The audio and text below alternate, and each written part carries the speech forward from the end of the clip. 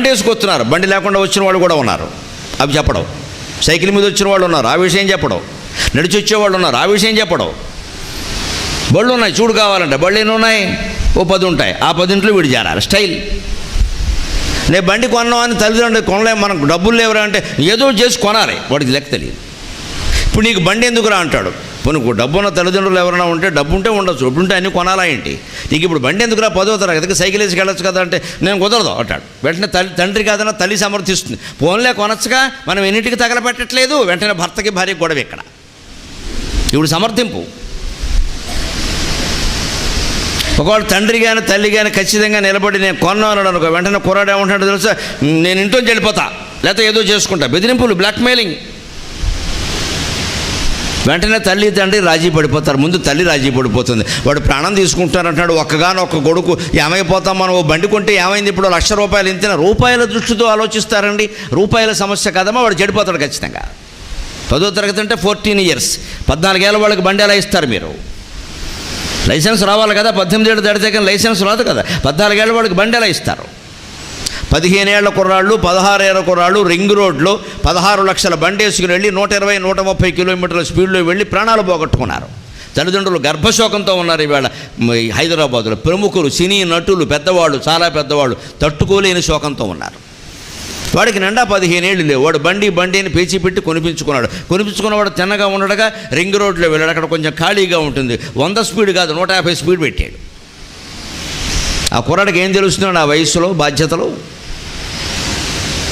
పెద్దవాళ్ళకి 60 ఏళ్ళు 70 ఏళ్ళు దాటిన వాళ్ళకి బాధ్యతలు తెలియక 160 కిలోమీటర్ల స్పీడ్లో వెళ్ళి ప్రాణాలు పోగొట్టుకున్నారు. చూస్తున్నాం టీవీల్లో. మరి పిల్లలకి ఏం తెలుస్తుందండి? అంచేత విద్య ద్వారా ముందు నేర్చుకోవాల్సింది ఏమిటంటే, నాకు 10వ తరగతికి బండి అవసరమా? ఇంటర్మీడియట్కి బండి అవసరమా? కాలేజీ ఎవరికి హై స్కూల్ కానీ కాలేజీ కానీ 1-2 కిలోమీటర్లు మించి దూరంలో లేవండి. ఉంటే బస్సు ఉంటుందండి వెళ్ళడానికి, బస్సు ఎక్కి వెళ్ళొచ్చు. కానీ నేను జమీందారు కొడుకుని, నేను సినిమా యాక్టర్ కొడుకుని, నేను క్రికెట్ స్టార్ కొడుకుని, నేను గరికపాటి నరసింహారావు గారు అబ్బాయిని, నేను ఎలా పెడతాను సైకిల్ మీద? నేను ఇంకా అదృష్టవంతుడు నా విషయంలో. మా పిల్లలకి డిగ్రీ దాటే వరకు సైకిలే, ఏం మొహమాటం లేదు. ఒకరిద్దరు కొనమని పిలిచి నేనే పెట్టిన కొన్నాను చెప్పాను. నేను చాలా మొహమాటం లాగా నేను కొన్నాం, నీకు ఇష్టమైతే లేదా మానయ్యి, నేను కొన్నాం. డబ్బు సమస్య కాదు, నేను కొన్నా అంతే. కాసేపు గుంజుకున్నారు, పేచి పెట్టారు, అన్నం మానేశారు, నేను మానేశాను. 2 రోజులు వాడు తిన్నాడు, నేను తిన్నాను, అయిపోయింది.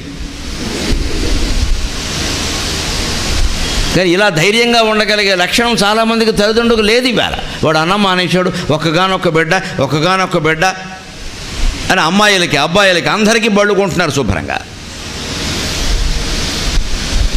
ఆ పైన మనకి మన ప్రాణాలు తినడానికి స్మార్ట్ ఫోన్ ఒకటి వచ్చింది. ఇవి 7వ తరగతిలోనే ఇస్తున్నారు శుభ్రంగా. దానికి పాపం విద్యార్థులు మీరంతా ఏం చెప్తారు? చాలా గొప్పవాళ్ళు, మీకు ఉపాయాలు బాగా తెలుసు. అమ్మ వాళ్ళు అప్లయన్సెస్ ఉంటాయి, వాళ్ళు ఫీచర్స్ ఉంటాయి, వాళ్ళు హోంవర్క్ అందులోనే. అమ్మ ఫోన్ లేకుండా చదువు ఉండదు ఇవాళ అని చెప్పేస్తాం మనం అంతే. కానీ స్మార్ట్ ఫోన్ లేకుండా కూడా చదువుకోవచ్చు, ఫోన్తో పనేం లేదు. ఇందులో స్మార్ట్ ఫోన్ వాడని వాళ్ళు చేయొద్దండి నిజాయితీగా. వాడని వాళ్ళు, వాడుతున్న వాళ్ళు కాదు, వాడని వాళ్ళు. మీరే ఒక్కసారి చూసుకోండమ్మా, ఇంతమందిలో స్మార్ట్ ఫోన్ వాడని వాళ్ళు గట్టిగా లెక్క పెడితే 20 మంది లేరు. దించండి సార్. మీరు కూడా నిజాన్ని చెప్పారు, సంతోషం, మీకు నమస్కారం. అవసరమా అండి? మీరు ఆలోచించండి. 10వ తరగతి లోపు ఇంటర్మీడియట్ చదువుతున్న వాళ్ళకి స్మార్ట్ ఫోన్ అవసరమా అండి? అవి ఉన్నాక మీరేం చేస్తున్నారో మీ మనస్సుని మీరే ఆలోచించుకోండి. నేను ఎవరిని లేపి ప్రశ్నించను నేను, కానీ మీరే ఆలోచించుకోండి. క్లాసులో ఉండగా పాఠం చెబుతుంటే పాఠం ఎప్పుడైనా విసుగొస్తే మన కింద నుంచి దీన్ని తీసి నొక్కామా లేదా? ఐ పేడ, ఆవు పేడ, గేదె పేడ అన్ని పెట్టి ఖచ్చితంగానండి. బుర్ర ఇది. ఈ బుర్ర ఈ వయస్సులో ఎలా ఉంటుంది అంటే, చెయ్యొచ్చా చెయ్యకూడదా అనేది అనవసరం. చేద్దామంటే చేసేయి అంతే, చేద్దామంటే చేసేయి, ఇంకా ఆలోచిస్తావేటి అని అనిపిస్తుంది ఖచ్చితంగా. దాని నుంచి మనం తప్పుకోవాలంటే శ్రీనాథుడు చెబుతాడు కాశీఖండంలో ఉదాహరణ.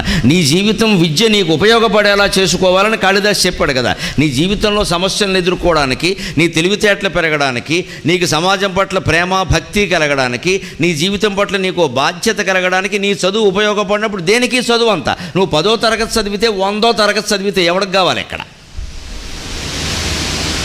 కానీ దానికి అడ్డొస్తున్నది ఏమిటంటే, ఈ వయస్సులో వాడుతున్న ఈ స్మార్ట్ ఫోన్లు, బళ్ళు, ఇవన్నీ సెల్ ఫోన్లు, ఇవన్నీ ఏం చేస్తున్నాయంటే మన రకరకాల పిచ్చి కాలక్షేపాల పాలు చేస్తున్నాయి. పిచ్చి కాలక్షేపాలు ఎందుకంటే అందులో ఏదో ఉంటుంది, చూడబుద్ధి అవుతుంది. వాట్సాప్ ఉంటుంది, ఫేస్బుక్ ఉంటుంది, ట్విట్టర్ ఉంటుంది, 100 రకాలు ఉంటాయి. ఎప్పటికప్పుడు న్యూస్ వచ్చేస్తూ ఉంటుంది. నొక్కుతావు ఖచ్చితంగా. నేను నొక్కాననుకో, నా వయస్సు 60, ఇంకా నాకేం పెద్ద ఆలోచనలు వ్యాపకాలు వీటి మీద ఏం దృష్టి ఉండదు. ఎందుకంటే మంచో చెడ్డో అన్నీ అనుభవించాంగా. మేమేం గొప్పవాళ్ళం మంచివాళ్ళం అని చెప్పట్లేదంటే మేము తప్పులు చేసాం, కానీ అయిపోయినాయి, అవన్నీ అయిపోయినాయి. ఇప్పుడు మాకు వయస్సు ధాతువులు క్షీణిస్తూ ఉంటే నీరసం వస్తుంటే ఇంకెలా ఉంటుందంటే దేవుడో ఆ దేవుడు ఎవడో కనపడితే బాగుండు, ఏమిటో ఆత్మజ్ఞానం అంటారు, అదంటారు ఇదంటారు, ఆధ్యాత్మికం చెప్పేవాళ్ళు చెబుతున్నారు, మాకేం దొరకట్లేదు అని కొంచెం ప్రయత్నం చేస్తాం. మా వయస్సున్నా కూడా వ్యధవేషాలు వేసేవాళ్ళు ఉండొచ్చు, వాళ్ళ కర్మ వాళ్ళది, నేను చెప్పను ఆ విషయం ఉంటుంది. కానీ నీ వయస్సులో సహజంగా దృష్టి ఎలా ఉంటుంది అంటే, ఒక అందమైన అమ్మాయి కనపడితే నువ్వు అది మానేసి గౌతమ బుద్ధుడి జీవిత చరిత్ర చదువుతూ కూర్చోవు. సాధ్యం కాదు, అది సాధ్యం కాదు, నీ వయస్సుకు సాధ్యం కాదు. ఇది పైగా నీకు చెప్పే ఉదాహరణ కూడా ఎలా ఉంది, ఆమె ముఖము చంద్రబింబం వలె ఉండెను అంటే వెంటనే నీకు మనసులో తోచేది ఏమిటి, మన క్లాసులో ఎవరి ముఖం చంద్రబింబంలా ఉంది చూడే, సెల్ఫీ దిగుదాం అంతే. పైగా ఎవరైనా అమ్మాయి ముఖం చంద్రబింబం అంత అందంగా లేకపోతే మొహం చూడు ఎలాగుందో గొట్టంలాగా, మళ్ళీ ఆక్షేపణ.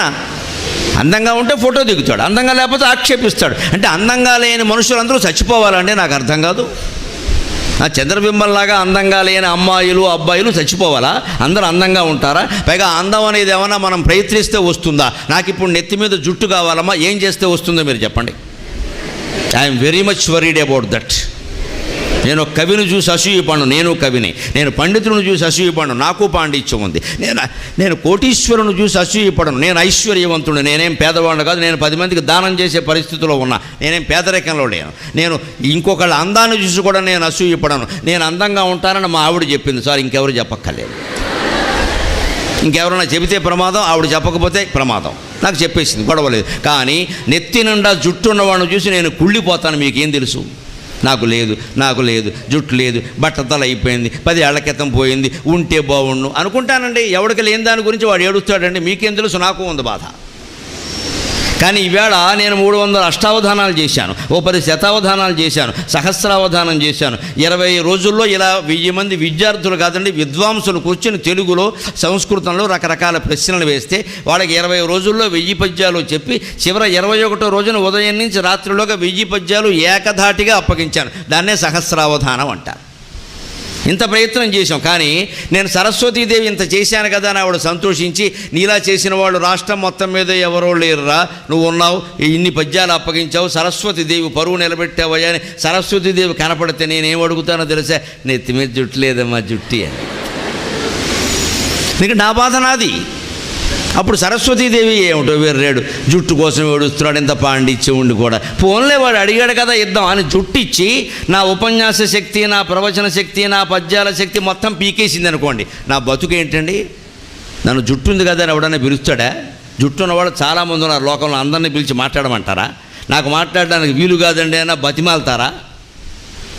వీళ్ళు ఎందుకు బతిమాలుతున్నారండి? మన వాక్కు గురించి కదా, వాక్శక్తి గురించి కదా, జుట్టు గురించి కాదు కదా.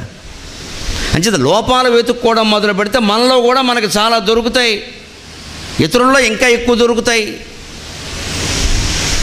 ఈ ఆలోచన మానేయాలంటే ముందు ఆ స్మార్ట్ ఫోన్ వాడకాన్ని మానేయాలి, లేదా తీసి పారేయాలి, తగ్గించాలి. కనీసం చదువుకునే కుర్రాడికి స్మార్ట్ ఫోన్ దేనికండి? అందులోకి వెళ్ళిన తర్వాత రకరకాల ఇలా టచ్ ఫోన్, ఊరికి టచ్ నొక్కో 3 లోకాలు వచ్చేసాయి అక్కడికి, మొత్తం ఇక్కడ అమెరికా కూడా వచ్చేసింది అని చూపించే. ఈ అన్నావు, ఇంకోటికి చూపించావు. నువ్వు ఊరుకోవు కదా, పక్కవాడికి చూపిస్తావు, వాడిని చెడగొట్టావు. నువ్వు చెడిపోవడం కాదు, వాడిని చెడగొట్టావు. కాస్త క్లాసు నుంచి బయటకు వదిలిపెట్టారు, ఇంకంతే. 1కి లేదు, 2కి లేదు, లఘుశంక లేదు, ఏమీ లేదు. మళ్ళీ చూసుకో, మళ్ళీ జేబులోంచి తీ, మళ్ళీ నొక్కో. భాగవతంలో ప్రహ్లాదుడు ఓ పద్యం చెబుతాడు. శ్రీ మహావిష్ణువు భక్తి చాలా గొప్పదని, కమలక్షునర్చించు కరములు శ్రీనాథు వర్ణించు జిహ్వ సురరక్షకుని చూచు చూడ్కులు శేషసాయికి మొక్కు శరము. భగవద్భక్తి ఎంత గొప్పదంటే, శ్రీ మహావిష్ణువుని అర్చించే చేతులు, ఆయన గురించి మాట్లాడే నాలుక, ఆయన దర్శించే కళ్ళు, ఆయనకి నమస్కారం చేసే శిరస్సు అని చెబుతాడు. ఇవాళ అలా లేదండి పరిస్థితి.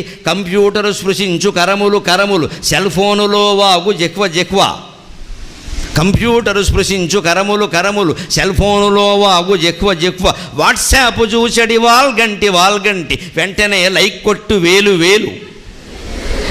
వాట్సాప్ చూచడి వాల్గంటి, వెంటనే లైక్ కొట్టు వేలు, ట్విట్టరులో పెట్టి తిట్టు, ట్విట్టరులో పెట్టి తిట్టే తిట్టు ఫేసుబుక్ అయిపోవు ఫేసుబుక్ అయిపోవు ఫేసుబుక్ ట్విట్టరులో పెట్టి తిట్టే తిట్టు ఫేసుబుక్ అయిపోవు ఫేసు వీడియో చాటింగు విద్యార్థి స్మార్ట్ ఫోన్ చెప్పడి చదువు వీడియో చాటింగు విద్యార్థి స్మార్ట్ ఫోన్ చెప్పడి చదువు 6 సిమ్ములున్నవాడెపో ఆధునికుడు 6 ఫోన్లున్నవాడెపో ఆధునికుడు అప్పులెగగొట్టువాడెపో గొప్పవాడు 6 ఫోన్లున్నవాడెపో ఆధునికుడు అప్పులెగగొట్టువాడెపో గొప్పవాడు ఇవి ఎరుంగనివాడెపో చవటయనగా నాగరికమన సర్వమ్ము నాశమగుటే.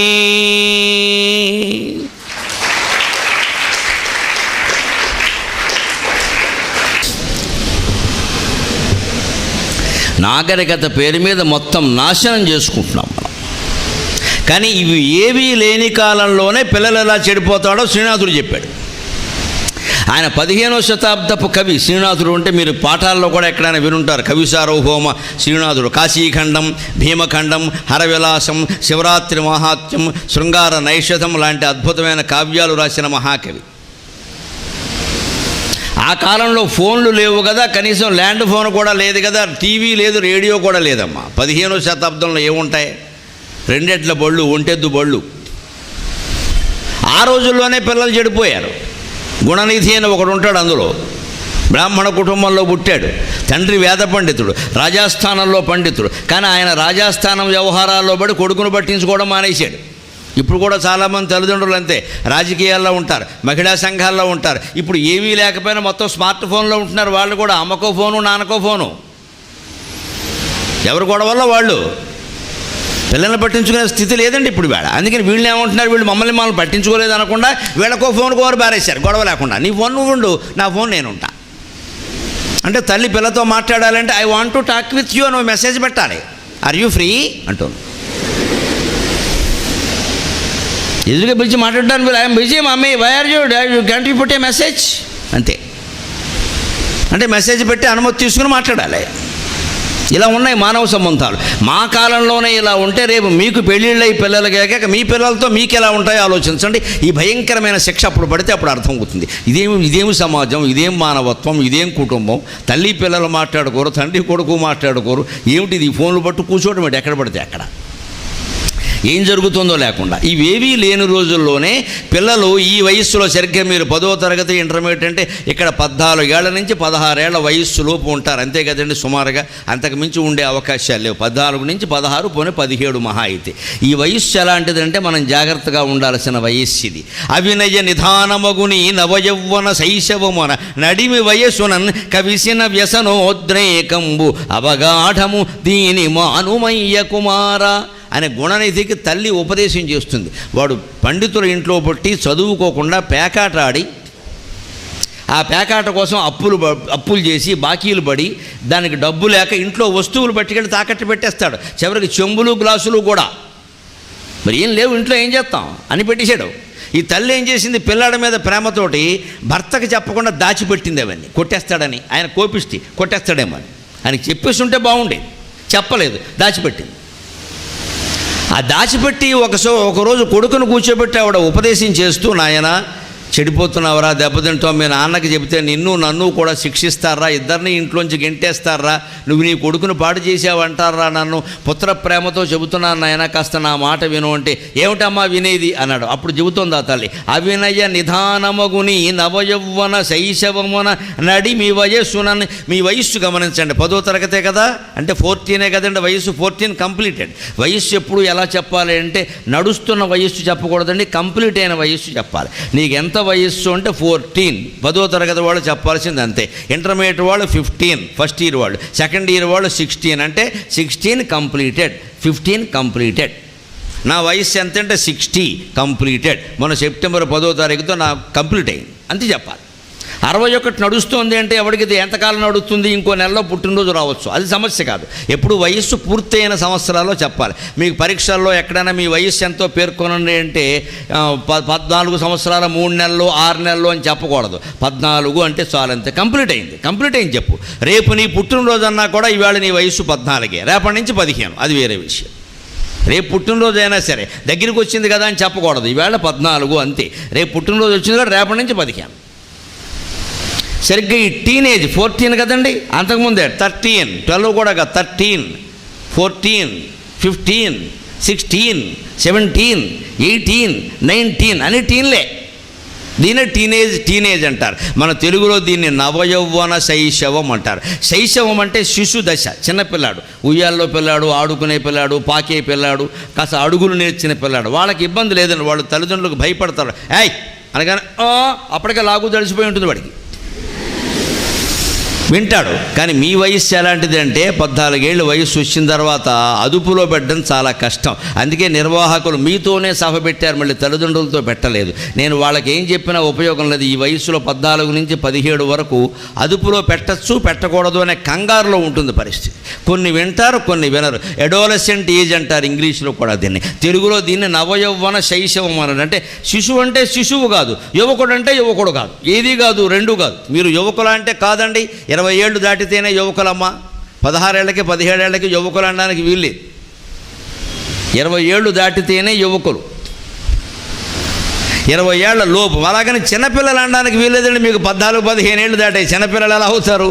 ఏదో ప్రాథమిక పాఠశాలలో ఉంటే చిన్నపిల్లలు, మీరు చిన్నపిల్లలు కాదు, యువకులు కాదు. ఈ మధ్య వయస్సుని ఏమంటారు అంటే నవయౌవన శైశవమున నడిమి వయస్సునన్. దాది శ్రీనాథుడు యొక్క ప్రయోగం. దీన్ని నవయౌవన శైశవం అంటే బాల్యం వదలలేదు, యవ్వనం ఇంకా రాలేదు, అది విషయం అన్నమాట. బాల్యం వదలలేదు, యవ్వనం ఇంకా రాలేదు. మనం 9వ తరగతి పూర్తి చేసామండి, 10వ తరగతి క్లాసులు ఇంకా మొదలవ్వలేదు, మీరు వెళ్ళలేదు. ఇంటి దగ్గర వేసవకాలం సెలవులకు ఉన్నారు. మీరు ఏం చదువుతున్నారంటే ఏం చెప్తారు? మనం 9 అని చెప్పమండి, చాలా తెలివైన వాళ్ళం. 10th అంటాం, ఒకటి ముందే చెబుతాం. ఇది 9th చదివి. ఇందాక వయస్సుకి ఏం చెప్పాను నిబంధన, ఏది పూర్తయిందో అది కదా. అంటే నువ్వు 9 పూర్తయ్యాక వేసవకాలం సెలవుల్లో ఏం చదివావంటే 9th చెప్పాలి, 10th చెప్పకూడదు. కానీ మనకి సరదా, ఒకటి ముందు చెప్పుకోవడం సరదా. అందుకని 10th, వీలైతే ఇంటర్మీడియట్ కూడా అంటాం, తర్వాత చదువుతాం కదా అంటాం. తర్వాత చదువుతావా? సహజంగా అలా అంటామండి ఖచ్చితంగా. అదే ఏదైనా 10వ తరగతి ఫెయిల్ అయిన వాడిని మీరు అడగండి, ఏమయ్యా నువ్వేం చదువుతున్నావు అంటే 10th అంటాడు, చెప్పడం. ఫెయిల్ అయ్యాడు కదా, తప్పాడు. 10th అంటాడు, చెప్పబడి నాన్న చెప్పాలి, తప్పాడు. తప్పావు కదా అంటే నిన్ను చెప్పమని రేటు అంటాడు. తప్పినవాడు చెప్పడండి. పైగా ఏమంటాడు, చెప్పవలసి వస్తే ఏమంటాడు తెలుసా? 10thలో ఓ సబ్జెక్ట్ ఉండిపోయింది అంటే, ఉండిపోవడం ఏంటి? నువ్వు ఉంచితే ఉండిపోయిందా, అది ఉండిపోయిందా? గొప్ప స్టైల్గా చెప్తారండి చెప్పడం. అది ఉండిపోయింది అంటే ఈయన మహావేగంతో పరిగెడుతూ ఉంటే ఈయన వేగాన్ని అందుకోలేక వెనకాల ఉండిపోయింది, అది మ్యాథ్స్. అదే ఉండిపోవడం ఏంటి? నేను లెక్కల్లో ఫెయిల్ అయ్యా, నేను 10th క్లాస్ ఫెయిల్ అయ్యా అని చెప్పనండి. మనకే ఒక అంతఃకరమైన అహంకారం ఏంటంటే అంతర్గతంగా ఓటమిని ఒప్పుకోం. గెలుపు అయితే మాత్రం ఇంకా పొందకుండానే చెప్పేస్తాం. ఇంకా 10thలోకి వెళ్లకుండానే 10th అంటాం. ఒకవేళ 10th ఫెయిల్ అయితే మాత్రం అది ఉండిపోయింది అంటే దానికి ఇష్టం లేక ఉండిపోయిందా? ఇంకా మీకంటే తెలివైన వాడు ఉన్నాడు ఒకడు, వాడు 10th క్లాస్ 5 సార్లు ఫెయిల్ అయ్యాడు. 5 సార్లు అడిగి చదువుతున్నాడు మళ్ళీ. అత్తమాన అదే ఇంకా మళ్ళీ సెప్టెంబర్ మార్చి రాస్తున్నాడు పరీక్షలు అలాగా. కానీ మనిషి మాత్రం బాగా పొడుగ్గా అయ్యాడు. మనిషి ఎదుగుతాడు కదా. ఓసారి అందరూ అడుగుతూ ఉంటే ఏం చదువుతున్నాడు వాడికి అవమానంగా ఉంది చెప్పుకోవడం, అంతే కదా. అబద్ధం ఆడకూడదు, మరి ఏదో చెప్పాలి కదా. ఓ పథకం వేసాడు, తెలివితేటలు ఉన్నాయి. ఏం చెప్పదు, ఎవరో అడిగట్టే నువ్వేం చదువుతున్నావు అంటే ఎంఏ అన్నట్టు. ఎంఏ ఏంటి? 10th క్లాస్ ఫెయిల్ అయిన వాడు ఎంఏ అలా అంటాడా అనేసాడు. ఎంఏ అన్నాడు. వాడు అవతల వాడు ఏమనుకున్నాడు, పొరుగురు వాడు నిజమే అనుకున్నాడు. ఎంఏనా వెళ్ళేవాడు, సంతోషం వెళ్ళిపోయాడు. పక్క ఫ్రెండ్ ఉంటాడు కదా, వాడు ఏంట్రా నువ్వు 10th ఫెయిల్ అయ్యో ఎంఏ అంటావేటి అంటే వాడు అన్నాడు, ఎంఏ అంటే ఏంటన్నాడు. ఎంఏ అంటే మాస్టర్ ఆఫ్ ఆర్ట్స్. అది కాదు, మన దృష్టిలో ఎంఏ అంటే మళ్ళీ అదే. తెలుగులో చెప్పకూడదా? మాస్టర్ ఆఫ్ ఆర్ట్స్ అంటావేటి? మా తణుకు భాష ఇలాగే ఉంటుంది, ఇది పాగోజీ ఇంతే, మళ్ళీ అదే. అది వాడి ఉద్దేశం అండి. అందుకని ఎంఏ అంటే మళ్ళీ అదే అంటే అదే 10th. ఎన్నేళ్ళైనా అదే అంటే 10th క్లాస్ తప్పిన వాడు ఎంఏ అని చెప్పుకోవచ్చు.